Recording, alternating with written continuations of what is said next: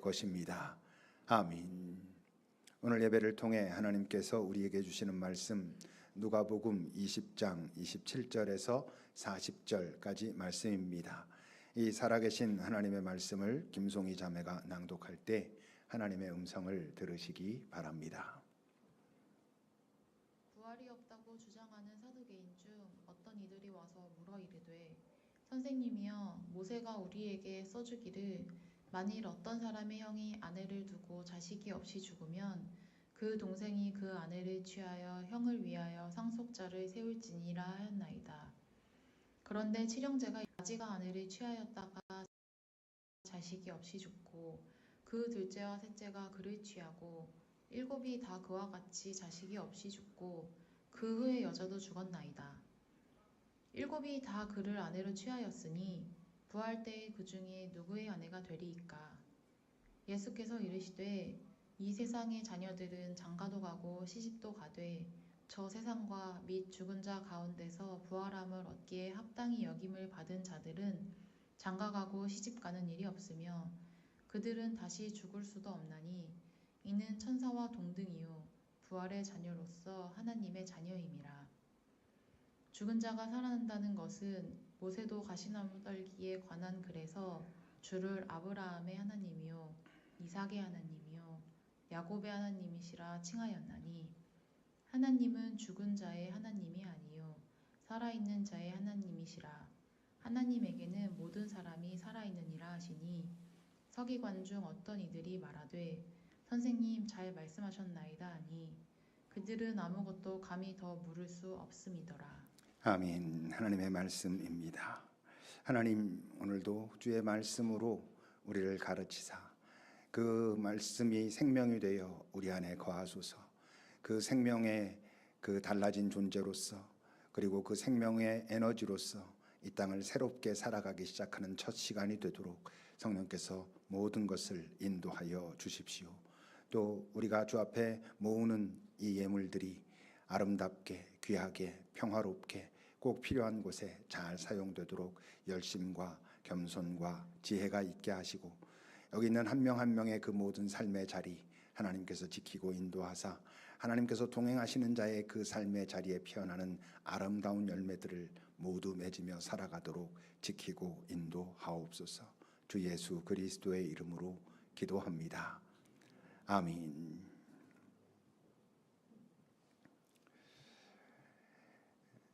여기 있는 우리들은 다 예수를 믿는 사람들입니다. 예수를 믿는다면 또는 예수를 믿으려면 정확하게 알아야 할 것이 있습니다. 정확하게 알지 못하면 예수를 믿었다고 생각했는데 예수 믿는 삶을 살았는데 신앙생활 했고 열심히 했는데 나중에 가면 그 모든 것이 헛수고였구나. 그럼 너무 억울할 것 아니겠습니까? 그럼 여러분 우리 예수 믿는 사람들이 우선 정확하게 알아야 될 게 뭐겠어요? 당연히 도대체 예수 믿는다는 게 뭔가 그걸 정확하게 알아야죠. 예수 믿는다는 게 뭔가를 알아야 거기에 합당하게 살려고 노력도 하고 구하기도 하고 협력도 하고 이럴 것 아니겠습니까? 양과 염소 비유가 뭐예요? 잘못 믿으면 소용없어 이런 얘기입니다. 그 염소로 이렇게 옆으로 밀려난 사람들이 주여 주여 했잖아요. 여러분 그 곡식과 가라지 비유가 뭡니까? 한 밭에서 다 자랐는데 중간에 어떻게 정리할까요 하니까 그 주인이 그냥 둬라 그래가지고 마지막 순간 되었을 때 곡식은 이렇게 모아드리고 가라지는 다 태워 없어진다 이랬잖아요. 한 밭에 있었는데 말이에요. 열 처녀 비유가 뭐예요? 열 처녀가 있었는데 다 신랑을 기다렸는데 5명은 가져야 될 무언가를 알고 그래서 가지고 있었고 나머지는 없었고 그래서 문이 닫히곤 못 들어갔다 이런 거거든요. 소경이 소경을 인도하는 것과 같다라고 그 꾸중하신 게 뭐예요? 앞에서 이끌어가는 소경만 문제라는 거예요?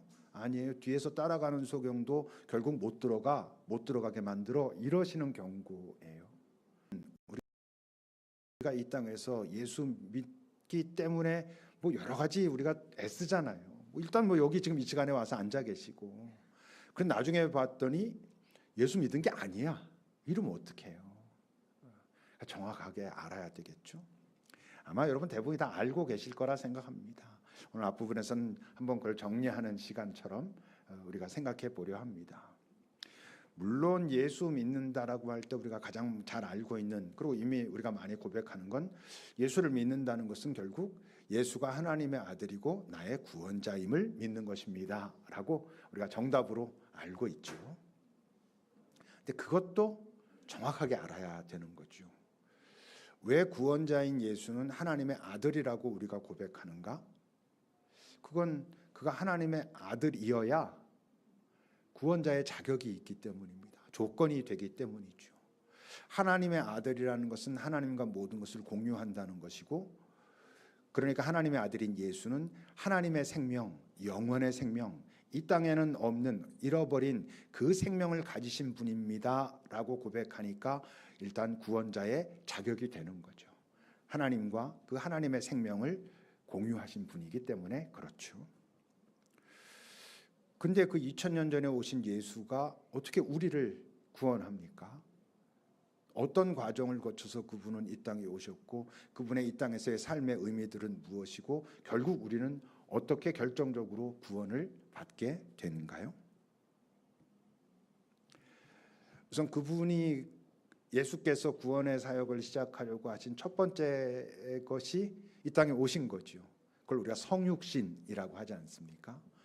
하나님이신 그분이 이 땅에 우리의 몸을 입고 오셨다, 이런 얘기죠. 그건 어떤 의미예요?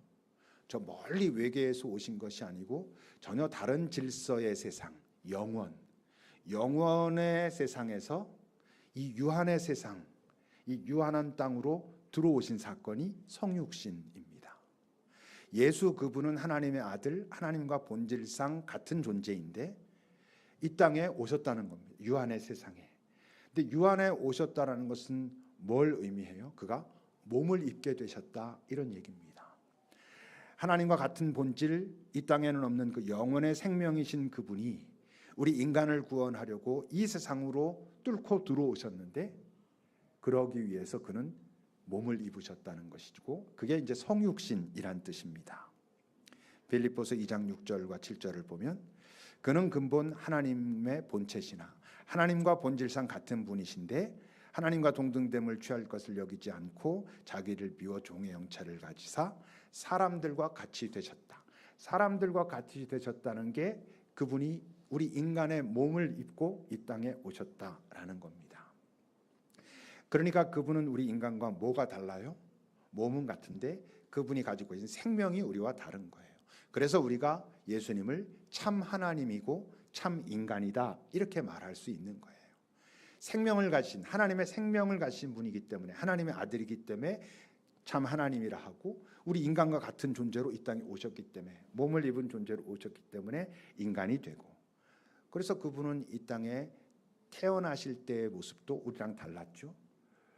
그분은 동정녀 탄생, 성령으로 잉태된 존재로 이 땅에 오셨어요. 우리 인간처럼 오셨지만 사실 본질적으로 다른 거고, 더 정확하게 말하면 하나님이 처음 창조하셨던 첫 인간 아담과 하와, 생명이 있었던 그들과도 좀 다른 거예요. 하나님이신 그분이 이 땅에 오셨기 때문에 그런 것이죠. 그럼 그렇게 오신 사건이 성육신이고, 그렇게 오셔서 우리가 보통 뭐 예수님이 공생애를 시작하신 때가 30살 정도다라고 하니까 한 30년 정도를 이 땅에서 사셨죠. 그럼 그분이 이 땅에서 30년 사신 그 삶의 시간은 어떤 의미가 있습니까? 하나님으로가 아니라, 영이신 분으로서가 아니라 인간의 몸을 입으신, 인간과 같은 높이를 가지신 분으로 이 땅에 사시면서 인간의 현실을 경험하고 확인하셨죠. 다른 말로 하면 인간의 비참함. 그 비참함이 꼭 무슨 뭐 큰 상처가 나고 무슨 지진하고 이런 게 아니라, 그 존재가 본질적으로 가질 수밖에 없는 죽음의 운명, 피할 수 없는 그 운명 속으로 살아가고 있는 인간의 현실을 분명히 보셨고, 그런 가운데서 헤매고 휘둘리고 있는 그 인간을 보시는 그런 시간이었고, 그런 인간의 현실을 확인하고 경험하셨을 뿐만 아니라 진짜 인간답다는 게 무엇인가를 보이셨죠. 그분이 이 땅에 오셔서 정말 인간다웠다는 것은 어떤 건가를 보이셨고 누가복음 2장은 이렇게 말합니다. 예수는 지혜와 키가 자라가며 하나님과 사람에게 더욱 사랑스러워지셨다. 사랑을 받았다. 하나님과 사람에게 사랑받았다. 다른 각도로 말하면 그는 이 땅을 그렇게 자라가면서 몸을 입고 살아가는 인간으로 살아가시면서 하나님을 잘 사랑했고 이웃을 인간을 잘 사랑했다. 여러분, 하나님의 큰 계명이 뭐예요? 하나님 사랑과 이웃 사랑이잖아요. 인간이 그것을 지킬 수 없는 존재이기 때문에 예수께서 오신 거잖아요. 근데 그분은 이 땅에 오셔서 완벽한 인간, 하나님이신 인간으로 이 땅에 오셨기 때문에 진짜 인간다움, 온전히 하나님을 사랑하고 사람을 사랑하는 그것을 살아내신, 어쩌면 우리는 여전히 살고 있지 못한 그 삶의 모범을 그분께서 보이신 그 시간들이 그가 공생애를 시작하기 전, 공적 삶을 시작하기 전에 사셨던 그 삶의 의미입니다. 그리고 이제 우리가 잘 알고 있는 공생애를 사셨죠. 공생애는 어떤 의미를 가지고 있습니까?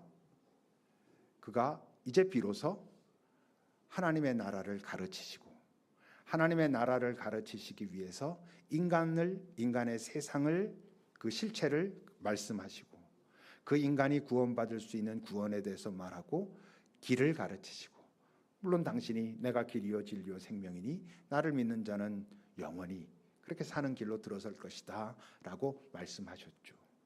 그가 그 공생애 동안 그 일을 하셨는데 그 일을 할 동안에 계속 받은 질문이 뭐예요? 네가 뭔데 그런 말을 하고 네가 어떻게 구원을 이루는 길이 된다고 말하고 그러느냐? 너에게 무슨 권위가 있느냐? 네가 무슨 권세가 있고 자격이 있느냐라고 끊임없이 질문받았고 내게 이런 자격이 있고 이 권위가 있어 하나님께로부터 온 게 맞아 라고 하신 게 뭐예요? 그가 자기의 정체를 드러내신 어떤 방법을 통해서 표적을 통해서 이 땅에서 사람을 고치고 귀신을 쫓아내고 마음을 치유하고 더 나아가 목숨을 잃은 자까지 회복시키는 그런 표적들을 보이시면서 당신이 지금 하고 있는 이야기, 하고 있는 사역 그리고 궁극적으로 하실 일에 권위가 있음을 보이신 게 공생의 기간 동안 그분이 하신 거죠.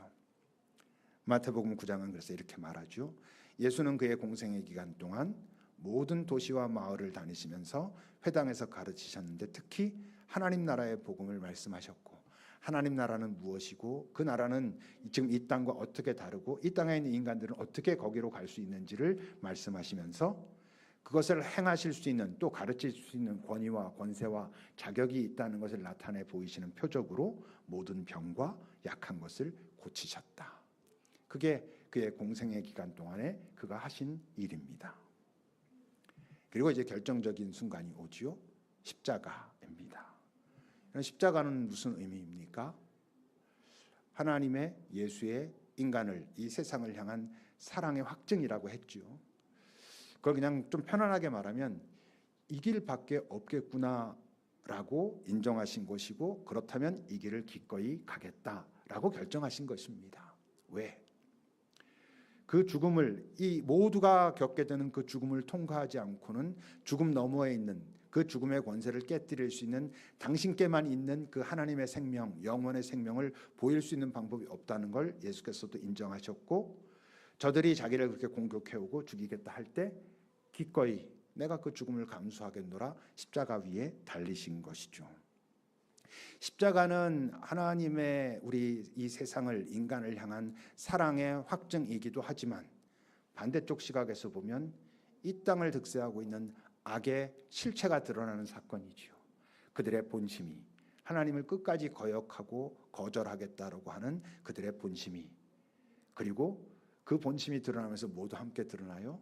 그들의 실체와 그들의 한계가 그들이 가지고 있는 가장 강력한 무기인 죽음을 통해서 이 자를 죽이면 끝나겠지라고 그래서 그를 기뻐하며 십자가에 달았지만 바로 그렇게 십자가에 달아서 자신들의 죽음의 실체를 드러내 보임으로 예수 안에 있는 생명은 그들이 가지고 있는 그 죽음으로는 결코 덮을 수 없는 생명이었다는 것을 드러나게 하는 사건이 되게 한 그들이 역설적으로 하나님의 구원의 사역과 예수의 생명을 드러나는데 아주 일조를 하게 된 그런 어리석은 사건이 십자가의 사건이지요.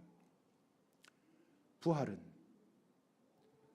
이 땅에 감춰졌던, 이 땅은 알 수 없었던, 이 땅은 경험하지 못했던 타락한 이유로 하나님의 생명, 영원의 생명의 실체를 드러내 보이신 사건이고, 사실 부활은 예수를 십자가에 다는 그 순간 필연적으로 발생할 사건이었죠. 그의 생명은 그 죽음이 덮어버릴 수 있는, 묶어놓을 수 있는 그런 것이 아니었기 때문에 그렇습니다. 이게 예수께서 이 땅에 오셔서 이 땅에서 걸어가신 큰 여정이라고 할 수 있죠. 물론 나중에 그 위에 이제 승천하신 사건까지 포함해서. 그러면 그의 이 여정 중에 우리의 구원은 어느 시점에서 일어납니까? 예수께서 십자가에 달려 죽으셨을 때, 우리가 계속 요즘 하고 있는 얘기예요. 예수가 십자가에 달리게 되고 그래서 거기서 죽임을 당하게 된 건 그가 적극적으로 감수하셨지만 수동적일 수밖에 없었던, 이 땅의 세력이 그를 죽이겠다고 덤볐고 기꺼이 감수하시겠노라고 한 그 사건이었고, 그래서 그들은 예수의 목숨은 끊을 수 있었습니다. 그를 십자가에 못 박고 칼로 창으로 찌르고 그래서 모든 피와 물이 다 흘러나와서 그의 목숨이 끊어진 순간이 있었죠. 근데 그 순간이 어떻게 우리를 구원합니까? 우리를 구원하지 않죠. 구원해가는 과정 위에 있죠. 그러면 역시 부활이 우리를 구원합니까? 부활은 생명이 드러난 사건이니까 그 부활이 우리를 구원하는가? 그것도 아닙니다. 부활은 아까도 말한 것처럼 예수를 십자가에 못 박는 순간 필연적으로 벌어질 수밖에 없는 사건이 그냥 벌어진 것입니다. 그 예수께서 부활하셨다는 것이 무슨 나를 구원해요? 그냥 부활하신 거죠. 그 모든 과정은 지금 제가 말씀드린 성육신으로부터 그가 부활하신 그 모든 과정은 우리 인간을, 이 세상을 구원하시기 위해서 하나님 예수님이 계획하고 실행하신, 당신이 행하신 모든 일일 뿐인 것이에요. 그것이 우리를 구원하지 않아요. 여러분, 누가복음 14장을 보십시오. 예수님의 비유입니다. 어떤 사람이 큰 잔치를 베풀었다. 그리고 많은 사람을 청했다. 잔치할 시각이 되어가지고 그 청하였던 자들에게 종을 보내서 이제 오십시오라고 말하면서 모든 것이 준비되었습니다 라고 했다. 그 다음 얘기는 근데 그들은 뭐 해야 되고 뭐 해야 되고 오지 않았다. 그래서 그들 말고 다른 사람들을 그 잔치에 초대했고 그들이 왔다, 이 얘기입니다. 어떤 사람이 큰 잔치를 베풀었고 17절에 보면 모든 것이 준비됐다라고 말한 것이 뭡니까? 예수께서 이 땅에 인간의 육체를 입고 인간으로 오셔서 그 모든 과정을 거치시며 죽음까지 통과하시며 나타내 보이신 생명의 잔치를 벌려 놓으신 거죠. 이건 하나님이, 예수님이 하신 일입니다. 근데 그 먼저 청하였던 자들이 오지 않았다. 저 먼저 청하였던 자들은 물론 예수님의 비유 속에서는 유대인들, 이스라엘 백성들을 말해요. 너희들이 먼저 하나님의 백성이라고 했는데 이분이 오셨을 때 참여하라는데 참여하지 않았다, 이 얘기하는 것이죠. 그러면 누가 저 비유 속에서 구원을 얻습니까? 저 잔치에 참여해야 그 음식을 먹을 거 아니겠어요? 모든 것이 준비된 잔치가 열렸다고 해서 사람들이 그냥 그 잔치를 먹습니까? 아닙니다. 자기가 선택하고 내가 그 잔치에 참여해야지, 참석해야지 라고 선택하고 그 자리에 들어가서 그 음식을 먹어야 그 잔치를 맛보는 것입니다. 예수께서 죽음을 통과하시면서까지 당신의 생명의 실체를 나타내 보이셨지만 생명의 실체를 나타내 보이셨다는 것이 우리를 구원하는 것이 아니고, 우리가 그 생명 가진 자가 돼야 그때 우리의 구원이 이루어지는 것이죠. 시작되는 것이죠. 그 비유 속에서 여러분 지금 잔치에 참여한다는 게 무슨 뜻이겠어요? 그 잔치에 참여한다는 걸 우리의 실제적인 것으로 말하면 내가 죄인임을 우선 인정해야 그 잔치에 가는 겁니다. 그 잔치에서 지금 차려놓은 음식은 내가 밖에서는 먹을 수 없는 음식입니다 라고 인정하는 사람들이 그 잔치에 들어가는 거거든요. 그러니까 내가 죄인이라는 것을 인정해야, 죄인이라는 것을 인정하는 게 무슨 뜻이라고? 내게는 바로 예수님께서 죽으면서까지 보이신 그 생명이 없습니다. 그리고 그 생명은 내가 노력한다고 해서, 열심히 애쓴다고 해서 만들 수 있는 것이 아니라는 것을 인정합니다. 그것에 있어서 나는 전적으로 무능합니다. 당신께서 나에게 주셔야지만 가능한 난 그런 존재, 그걸 다시 말하면 죄인이라 했죠. 그것을 인정하는 것이 우선이고, 그걸 우리가 보통 이 신앙적인, 교리적인, 신학적인 용어로 뭐라 그래? 회개라고 하는 거예요. 그게 내가 죄인입니다. 그 생명 내게는 없습니다. 나는 그냥 지금 있는 걸로 된 줄 알았는데 이게 불가능하다는 걸 이제 내가 알겠습니다. 죽으면 끝날 수밖에 없는 인생인데 당신이 죽음 너머의 생명을 가지고 오셨다면 나에겐 없는데 내게 주신다면 내가 받겠습니다. 이런 겁니다. 그리고 그 생명을 받아야 내가 구원 얻은 자가 되는 것입니다. 그게 예수 믿는다라는 말의 의미입니다.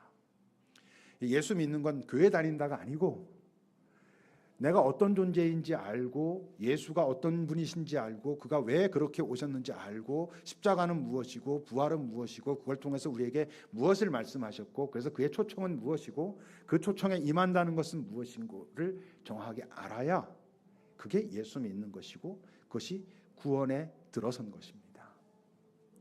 왜 이걸 정확하게 알아야 하냐면, 우리의 신앙이 참 많은 부분이 두루뭉술하게 알고 있다 보면 그것이 이 세상에 사는 우리의 삶, 이 세상에서만 끝나버릴 우리의 삶과 그냥 대충 섞여가지고 예수 믿는다는 것이 무엇을 의미하는지 알지 못한 채로 이 땅에 살고, 그게 결정적으로 오류가 있게 되면 어떤 일들이 벌어진다고? 아까 말한 것처럼 양처럼 되는 게 아니라 염소처럼 되고, 곡식처럼 되는 게 아니라 가라지처럼 되고, 다섯 기름을 준비한 처녀처럼 되는 게 아니라 기름 없는 처녀처럼 되고, 그냥 소경 따라간 소경처럼 되고, 이렇게 돼버릴 수 있으니 정확하게 알아야 하는 것이죠. 그러면 여러분, 우리가 예수 믿었다, 예수 믿는다는 건 내가 죄인이라는 것을 인정하고 그 생명 저 얻기를 원합니다. 그래서 생명 받은 것이라고 했는데 어떻게 알아요 그걸? 여러분들이 그 생명에 참여한 자, 예수 생명 받은 자라는 걸 여러분들 어떻게 압니까? 여기 앉아 있기 때문에 압니까? 아니죠. 여러분들이 뭐 예수 믿는다고 입술로 고백하면 압니까? 아니죠.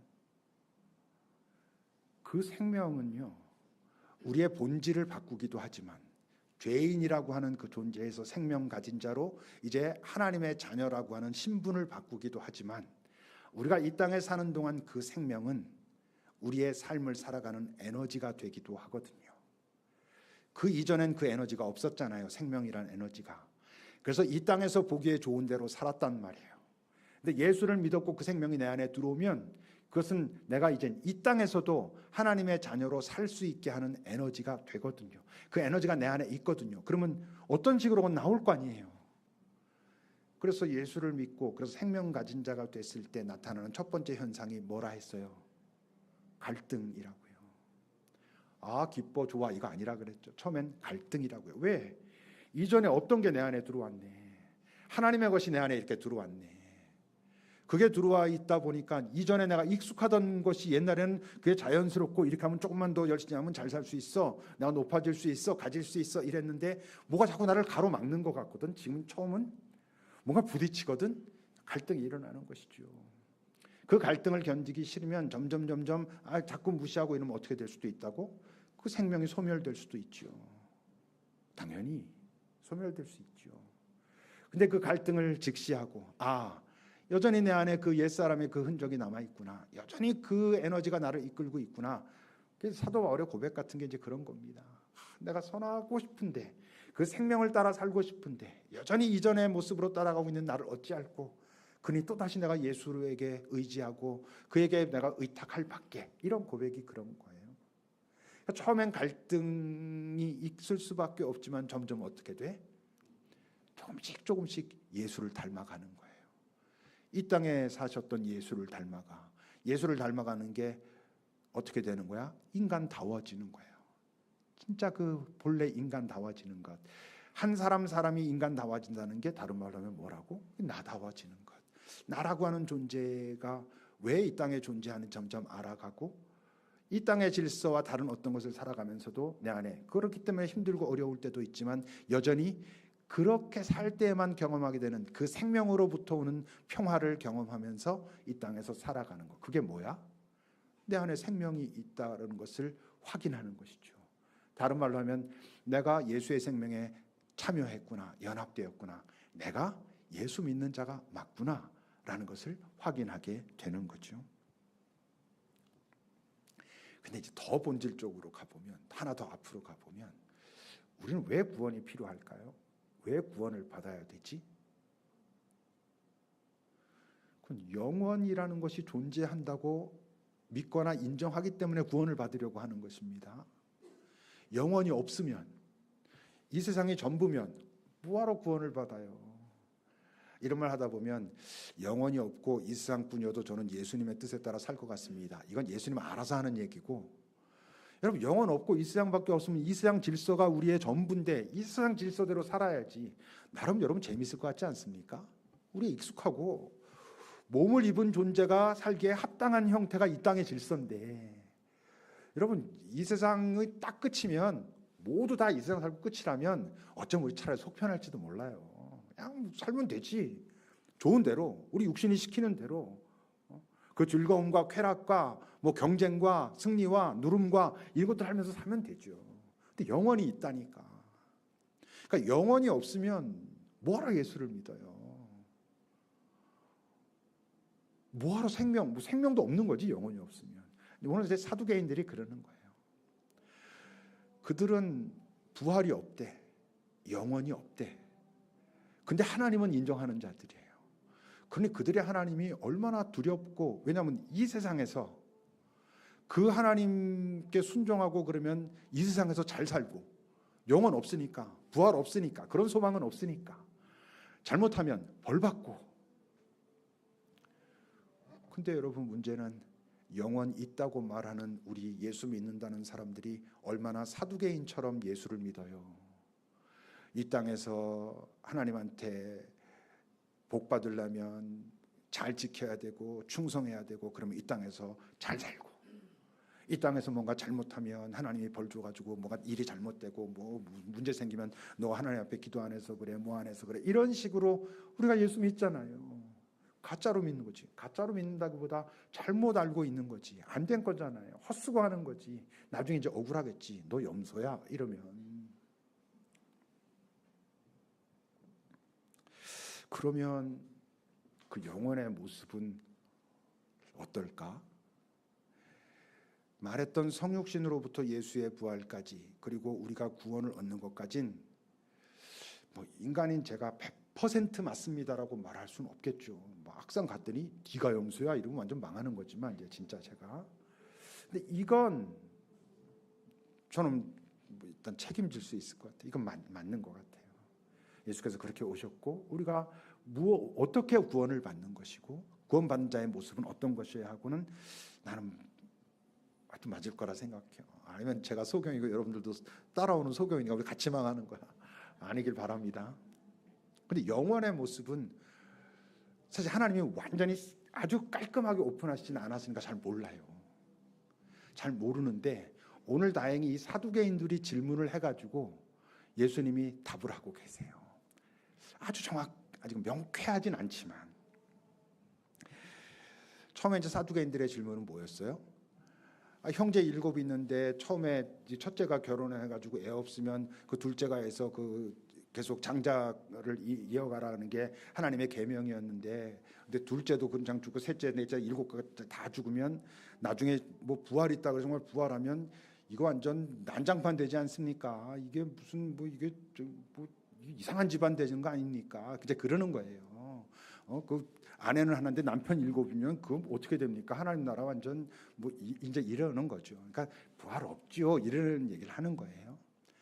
거기에 대해서 이제 예수님이 하신 말씀이에요. 앞에서 가이사에게 새 바칠까요? 아닐까요? 그럴 땐 예수님이 조금 모호하게 틀어서 말씀하심으로 그들을 당황시켰지만, 오늘은 모호하게 틀어서, 내용 자체가 우리가 정확하게 알 수는 없지만 틀어서 말씀하신 게 아니라 적어도 예수님이 하나님 나라의 어떤 실체에 대해서 설명하고 정확한 팩트를 설명하고는 계세요. 그걸 우리가 잘 이해하느냐 마느냐와는 또 다른 문제로 34절과 5절을 보세요. 이 세상의 자녀들은 장가도 가고 시집도 가되 저 세상과 죽은 자 가운데서 부활함을 얻기에 합당히 여김을 받은 자들은, 다른 말로 하면 생명 가진 자들은, 생명을 가졌기에 이 땅에 그 짧은 시간이 마치고 영원의 세상에서 부활한 자들은, 이런 뜻입니다. 그들은 장가가고 시집가는 일이 없다. 어제 장가가고 시집간 사람들 저기 있는데 말이에요. 이미 저기 결혼 생활 시작한 사람들도 저기 있는데, 뭐 저기 영원 가면 장가가고 시집가지 않는다 그러니까 이거 잘못한 건가? 뭐 이렇게 생각할 수 있겠지만 그럴 리는 없죠. 잘하셨습니다. 잘한 거 맞고. 이건 뭘 일단 우리가 여기서 알 수 있냐면, 일단 이 땅에 존재하는 질서와는 다른 형태의 질서, 관계라는 거겠죠. 가족, 이런 형태의 관계가 아니라는 겁니다. 남편, 아내, 그러니까 자식, 뭐 또 확정되면 뭐 우리처럼 이렇게 뭐 스승과 제자, 그러니까 여러분들이 그때는 저한테 뭐 선생님, 목사님 안 하실 겁니다, 당연히.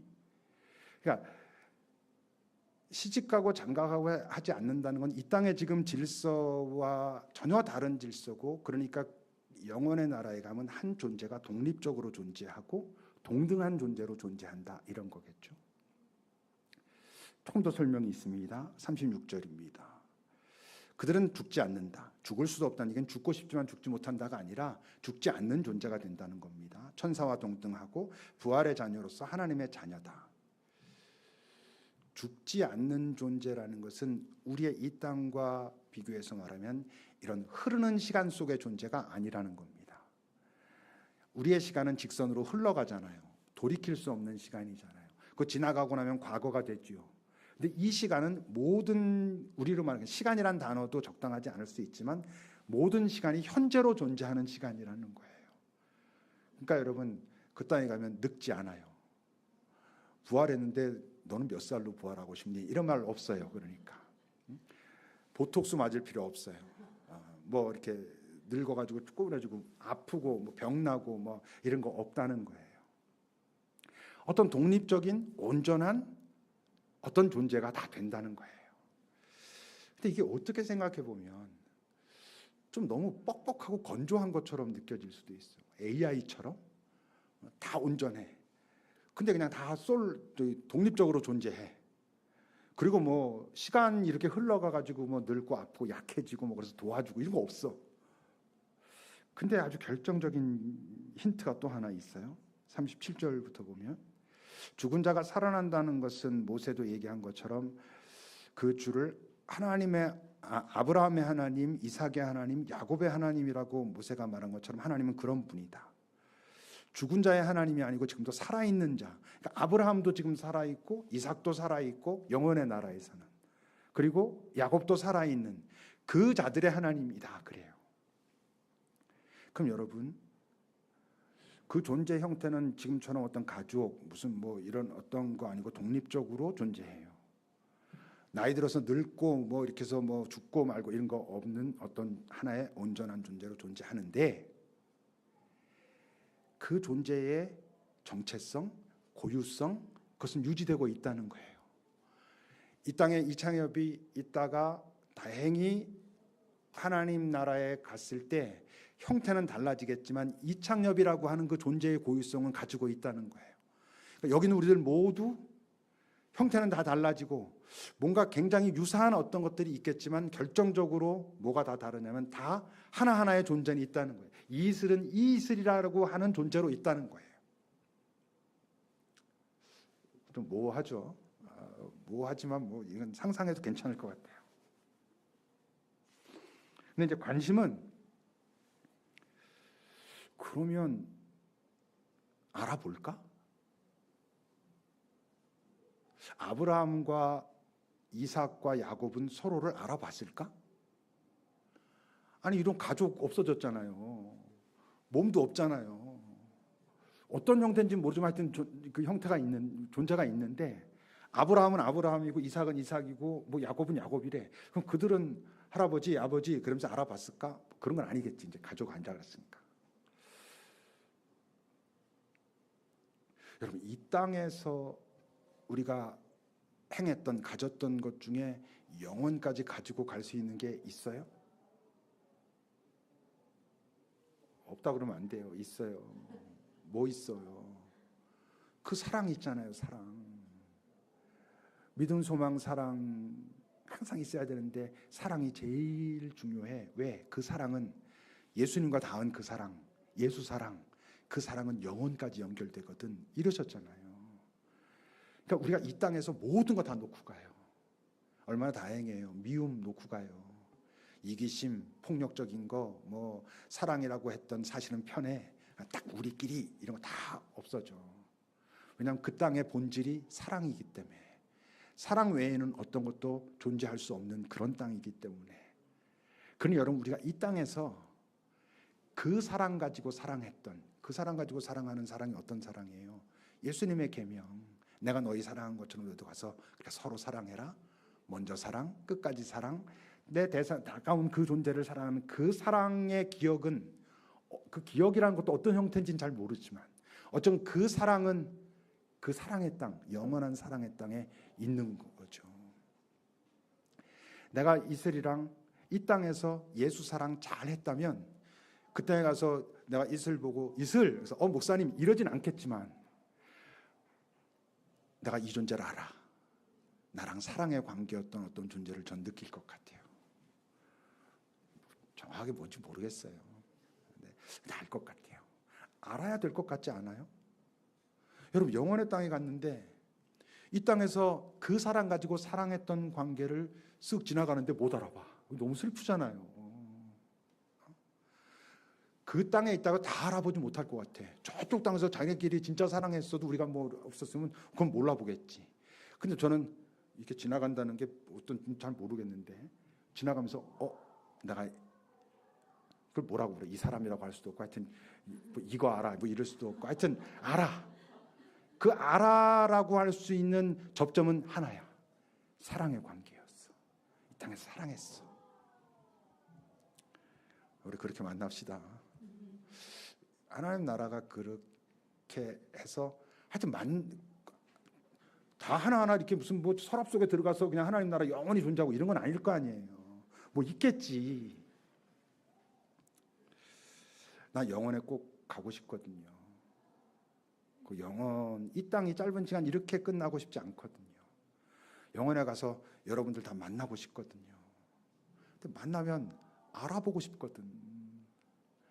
내가 오늘 이슬 계속 얘기하는데 이슬만 못 알아봐. 나는 쟤 사랑한 줄 아는데 쟤 날 안 사랑했네. 슬프잖아요. 우리가 여기서 이렇게 만난 사람들 다 알아봤으면 좋겠어요. 그렇게 영원히. 거기가 여기보다 더 좋으니까 뭐 하나님의 나라, 뭐 좋은 나라 이러겠지. 우리가 지금 몰라서 그렇지.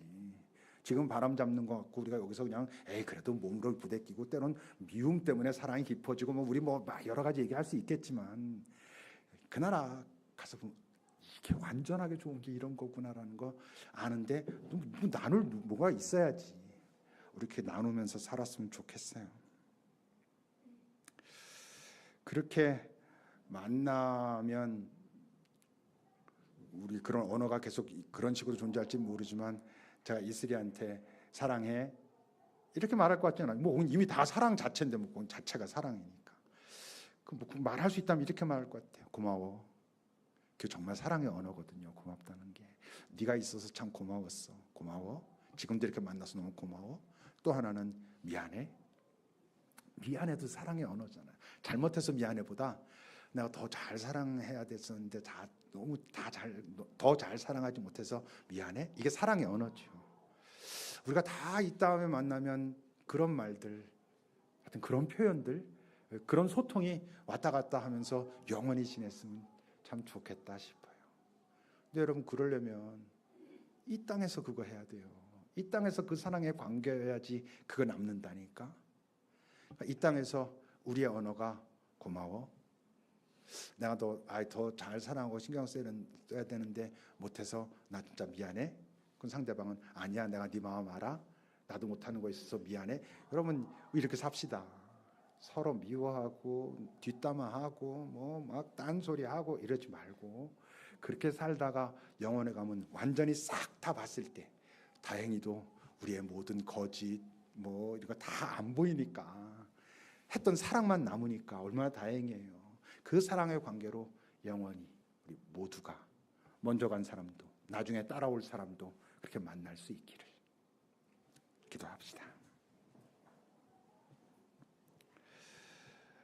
여러분들은 예수를 믿습니까? 예수 믿는 자에게 주신 그 생명이 있는지, 그리고 그 생명은 정말 이 땅의 내 삶의 에너지로 뭔가 아직 부족하지만 조금씩 나타나고 있는지 한번 살펴보시면서 주님, 제가 생명 가진 자로 이 땅에서 살아내게 도우소서라고 우리 시간 주 앞에 잠시 나아가 구합시다.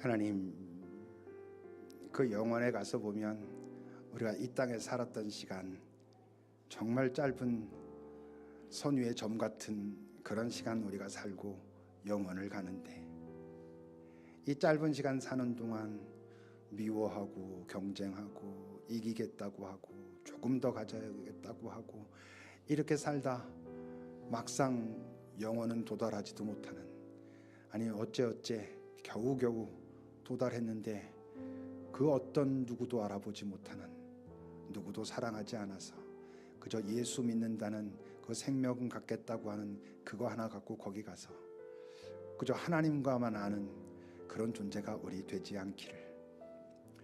우리 남아있는 시간, 지나온 시간 생각해 보면 진짜 남아있는 시간도 얼마 되지 않을 거라는 거 우리가 너무나 잘 아는데, 그동안 서로 잘 사랑하며 살아갈 수 있기를.